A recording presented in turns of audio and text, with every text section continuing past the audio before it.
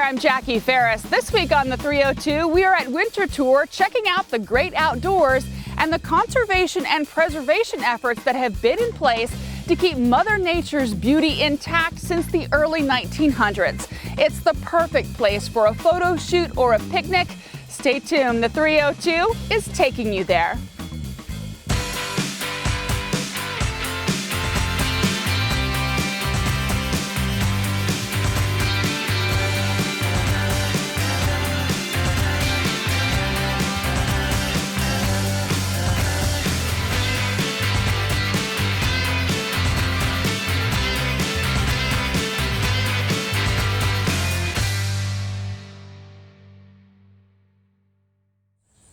Hey there, when you think of history, you think of Winterthur. Not just history of people, but also of nature. We're here to talk a little bit about the conservation and preservation programs that they have here on this beautiful site. I'm joined by the Executive Director, Chris Strand. Chris, thank you so much for joining us. Oh, it's our pleasure. So first of all, let's get a little bit of the backstory of Winterthur. How big is it, and how did we kind of piece this beautiful property together? Well, Winterthur is roughly 1,000 acres, and it was the home of Henry Francis DuPont. And for several generations, the family lived here and accumulated this acreage and took great care of the property. So when we talk about, how big it is, it started out with like little farms, one after another. And what was the thinking behind, kind of collecting all of this land? Yeah, I think that they sort of took these smaller farms, assembled them into this larger property, and they kept the farm buildings, they kept the wonderful historic structures across the property, and they had obviously agriculture taking place here. You can see some of our corn that we grow even today, a nice dairy herd that was here, and it was run almost like a little village. The estate staff lived on the property, and they worked on Mr. DuPont's garden and his farm, but then they also had food available because it was, like I said, like a little village. So when we talk about the different kinds of land that you have here, you mentioned farms. Well, like what kinds of farms, can we see whenever we come to visit? Well, if you come to visit, if you were to park up in the visitor parking lot, you might see some corn being raised. As you pull in our main gate, you'll see our goats and our merino sheep. If you walk the property, you'll see that it's both wooded as well as filled with hay fields and meadows. We still cut hay off of the property. And it's really kind of a mosaic of different land uses here, and as it always was. We're roughly 1.5 square miles, so there's a lot to explore. So there are a lot of programs that want to make sure that the way it was back in the day is the way it continues to be. This land can't be developed. It's always going to be a look into the past. Can you talk about that? Yes, well, we have a conservation easement with the Brandywine Conservancy, so we coordinate with them to make sure that we're managing the land for long-term environmental values, so environmental stewardship. They approve all of our agricultural plans. They approve the development of the property. If we decide to put up a new building or change something, we check in with them. It's all part of our effort to preserve the land long term. And it's just so that people can understand, our rich history, not just, what the DuPonts did or, the other famous families, but the, I guess, the evolution of the land. Sort of, right? Well, one of the nice things about it is if you think about it, driving out of Wilmington, we're the first glimpse you get of the rural landscape. When people drive out and then they catch sight of one of our barns and they see the hay fields, or they see us set up for the horse race in spring, it's really that little picture of what this area used to look like, 100 years ago. And it's, for many guests, the first time they get to see that as they leave Wilmington. When they come to visit, you guys actually lay things out so you can kind of get a sampling of so many different things. Can you talk about the trails, and how does someone take advantage and come and, soak in all this stuff? Well, especially with the COVID virus, people wanted to spend some time outdoors. So we have published a trail map so you can explore any of the 10 to 20 miles of paths, trails, and roads on the property. You can download that from our website. If you come during the regular business day, you can actually get an estate tour, using one of our trams. Those are scheduled. If you want to do a garden tour, you can hop aboard a tram and they can give you the overview of what's in the garden, and then you can go back and explore on foot yourself. So if we want to come for a tour, whether we're walking or on the tram, where do we go to find out more information? And because there are also things to keep in mind when you come to visit, right? That's true. Our website's really the best resource. It gives you some guidance as to what our masking policy is. We follow the state's guidelines, and of course those are always evolving. It also gives you lots of tips for visiting. So you can schedule your tours if you want to go into the house, because the house is 175 rooms and we're not using our elevators right now. It takes a little bit of coordination, so we encourage people to make a reservation for that tour. If you want to explore the property, you can download the trail map and kind of mark out where you want to go and hike. We use all trails sometimes, so there are lots of visitors who put their hikes up on all trails if you want to see what other people have done. And there's also some YouTube videos of people taking hikes on the property, so it gives you a sense of what the terrain is like and what a visit might be like. So you also want to make sure you bring sunscreen, good shoes, and maybe, can you bring a lunch and eat a lunch out here? Absolutely. We encourage picnicking, so as long as you carry out your trash, you can picnic anywhere you want, including in the garden. Excellent. And of course, we're going to check the website for that. And I could imagine that you would spend all day on the trails itself, so you'd have to come back a second day to check out the house as well. Yeah, we hope so.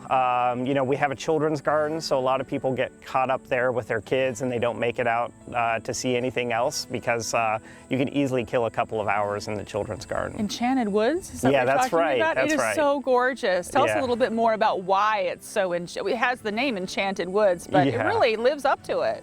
Well, it was created using cast-off materials from throughout the estate. So, and it's a garden themed around the idea of sort of fairies creating a garden. So for young kids, toddlers, their imagination's sort of cut loose, and they can just spend hours in there playing and creating little fairy cottages and just exploring the whole area. So it's not just expansive fields and crops and gardens, it's also creative horticulture at the same time. That's right. A lot to have here. Absolutely, Excellent. absolutely. Well, thank you so much, Chris, for spending time with us. Thanks a lot, Jackie. And we'll be right back.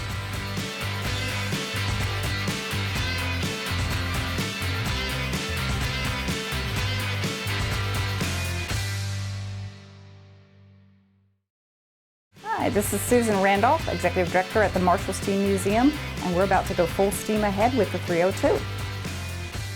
Welcome back. We have moved deeper into the Winterthur property. We are now at East Barn Pond. I'm joined now by Madeline Banks. She is natural resources, a technician with natural resources here for Winterthur. Is that right? Yeah, I'm the natural resources technician. Fantastic. So let's talk a little bit about water and water preservation.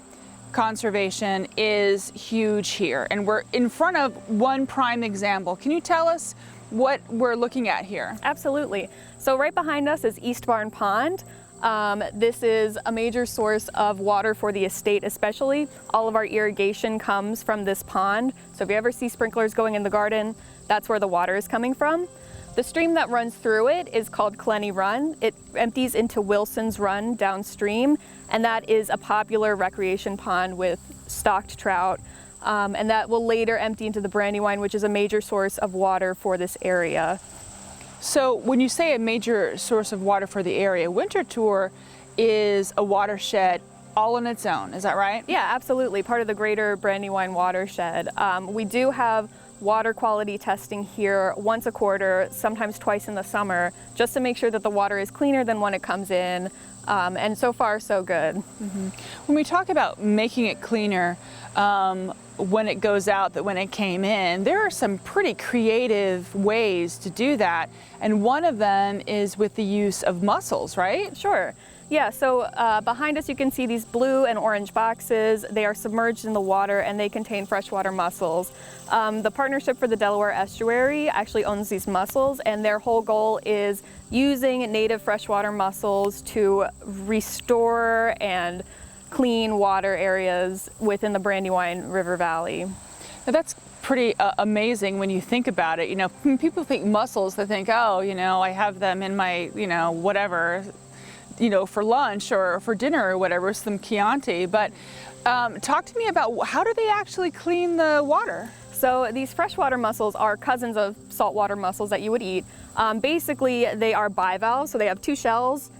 They have a little foot that sticks in so that they are anchored to the bottom. And then to clean the water, they open their shells, extend basically their body, and filter feed through a current. So something will come through and they'll eat up whatever they want, and the water keeps going. So these mussels can theoretically filter hundreds of gallons of water. That's amazing. How long what's the lifespan of a mussel? Do you have to replace them all the time? And what happens to them when they're done? Right. So these freshwater mussels may live to be about 100. It really depends on their lifespan. To release their spawn, they release the spawn, it floats downstream, and the spawn parasitize native fish that can, swim up and downstream. And then when the babies are ready, they'll release, preferably upstream, release down, and then you have a solid population of mussels up and downstream, because if they just released the babies, they would all just float downstream. So that is how mussels get from A to B, and that's how they basically can move their population around. So is it hard 100 years, it's hard for a human being to live 100 years, and they're just wandering around. Mussels that are cleaning all this, whatever's in the water, I mean, are they kind of, do they take care of themselves? Or guys just have to monitor them, or? So Winterthur staff does not do much monitoring. We do work with Partnership for the Delaware Estuary, they have big facilities in Philadelphia, and they have been doing this work all up and down the Brandywine. But yes, they come and monitor the mussels, make sure they're healthy. Excessive pollutants, excessive runoff can really damage their population. So they come in, they do counts, they put more mussels in, they'll take mussels out, and they're really good about keeping up on this project. I suppose people, they just take it for granted when they turn on the tap that, it gets cleaned somewhere, but they don't understand exactly where. Right. And there's about 500,000 people that depend on these mussels, right? Well, yeah, these mussels are very experimental. So naturally, mussels filter a lot of water. And that's part of the goal of the project, is to, introduce these freshwater mussels back into these native spaces and get some natural cleaning going on. That's really amazing. So next time you get that water, make sure you say, "Thanks, mussels." Thank you, Madeline, for joining us. We're going to go and talk now about some animals and a little bit more about the land when we return.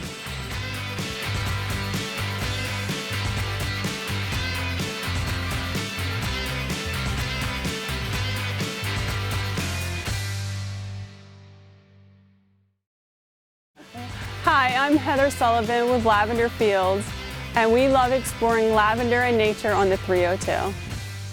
Welcome back. This is one of those times where if you say you're outstanding in the field, it totally applies.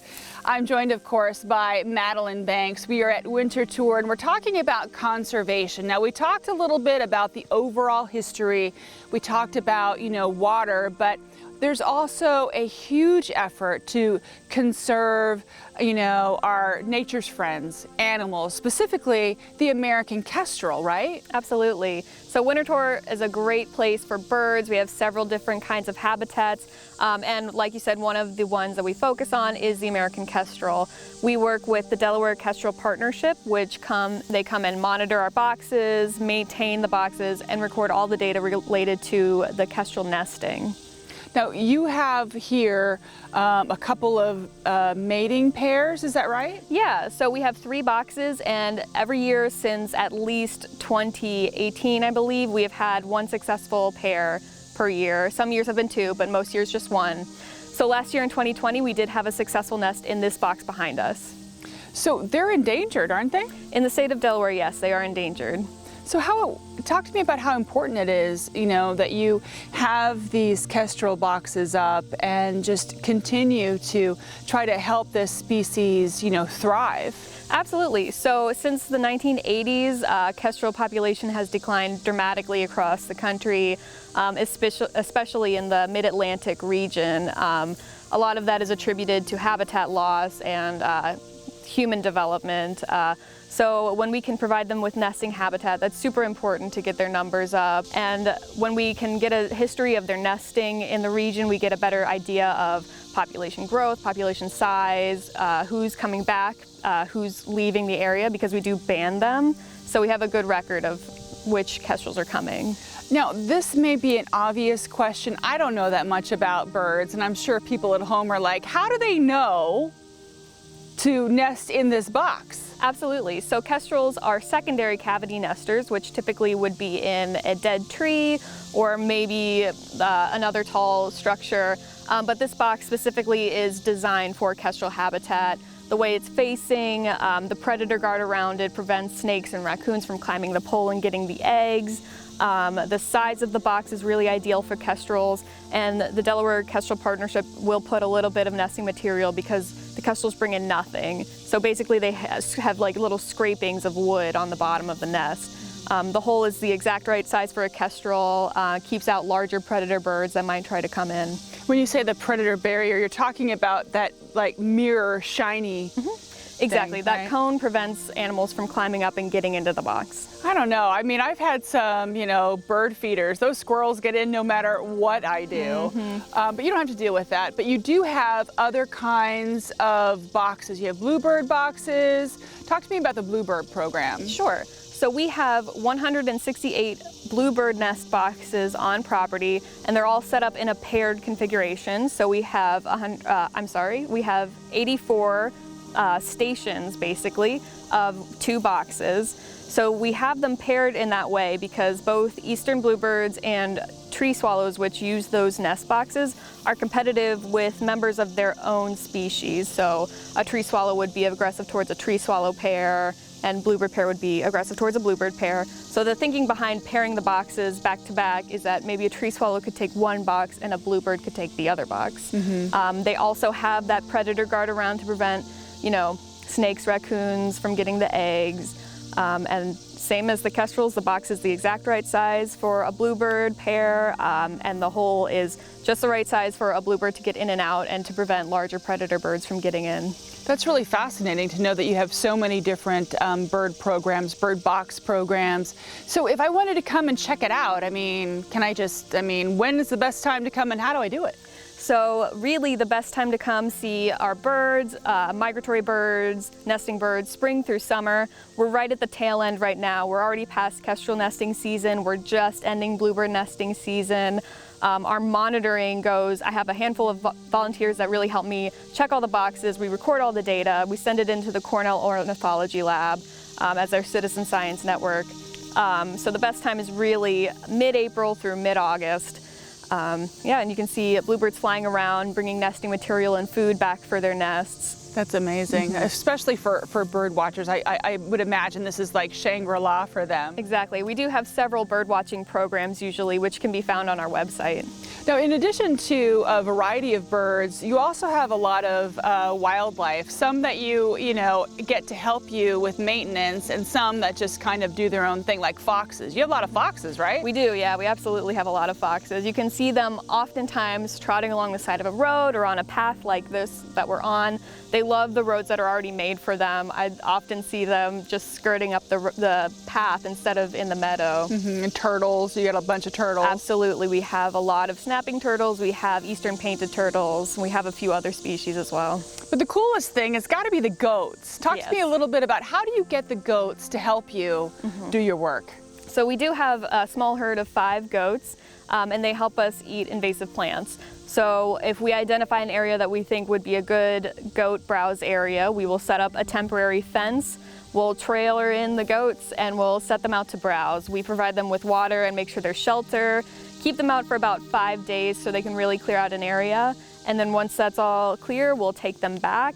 And we can get in the area really easily. We can walk around and we can follow up with any small herbicide treatments that we may need to do. Okay, now little kids at home are going to want to know about the goats. Can you tell us about the goats themselves? Yes, so the Boer goats that we have are a South African breed of meat goat. And they're pretty big, which is not usually a breed that you would use for invasive removal, but they were donations, so we're very thankful for that. They each have their own personalities. They're very stubborn, but they love to eat all the different kinds of browse.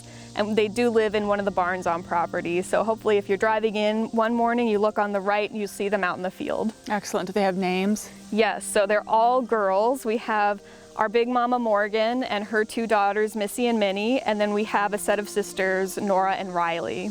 Oh, that's adorable. Excellent. Well, Madeline, thank you so much for sharing all of this. And of course, we can check out the website if we have any questions about any of this. Absolutely, thank you. You're welcome. We'll be right back.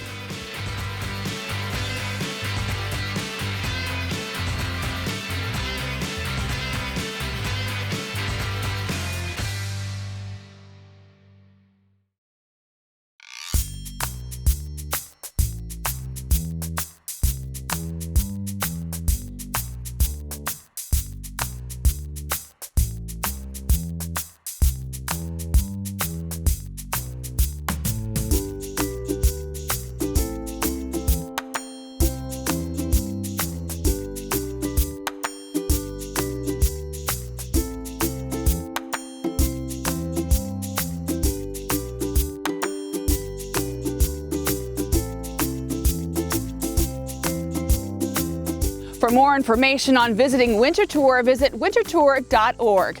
That'll do it for this week's show. We're going to leave you with a beautiful shot of an eastern tiger swallowtail butterfly fluttering around on the grounds. Until next time, I'm Jackie Ferris. Tell them you saw it on the 302.